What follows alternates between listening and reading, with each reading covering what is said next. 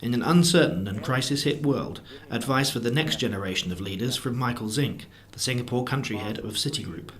One of the great learnings inside of our company is you deal with the world as you find it. This is an uncertain world full of crises. Cope with them. Tactically cope with them, but make sure your strategy is clear.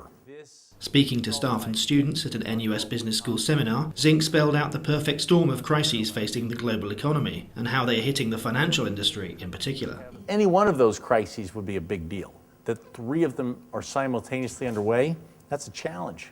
At the same time, he says, the global economy is moving from an old order led by the G7 to a new order under the G20, a body which has yet to fully define its role or show effective and coherent leadership. But it's a G20 world with three big crises, and we're not really sure how it works yet.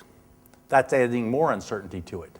And, in the banking industry, a further layer of uncertainty as governments respond to pressure for tighter regulation, but without any real indication of what those new regulations will be or what they will mean. We have a huge economic downturn around the world, and at that same moment, banks are locked in some uncertainty about what their industry looks like and about what regulation is going to allow them to do and what regulation is going to require us to do.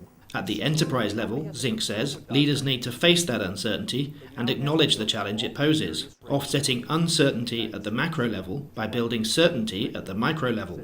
First up, he says, leaders must deliver clarity and direction. Explain your business plan and place your people within that plan. Next, focus on what is possible. Decide what you can do, serve your clients and stay true to your plan. And finally, bring inspiration to the enterprise and a vision for its future. At its most basic, he says, be realistic. Deal with the world as you find it, not as you wish it to be. Okay? First things first, acknowledge the crises. What do they mean to us? Navigating uncertainty. This is where the leadership part comes in. Somebody has got to step up and say, this is the plan. And, with the global centre of economic gravity moving to the east, Zink told NUS students it's time for Asian leaders to step up to the mark. Asia's share of the global economy will only grow throughout your adult lifetimes. In the world that you're going to enter and manage, Asia's going to be at the center. Do we have the institutions to manage that new world? Not yet. Not yet.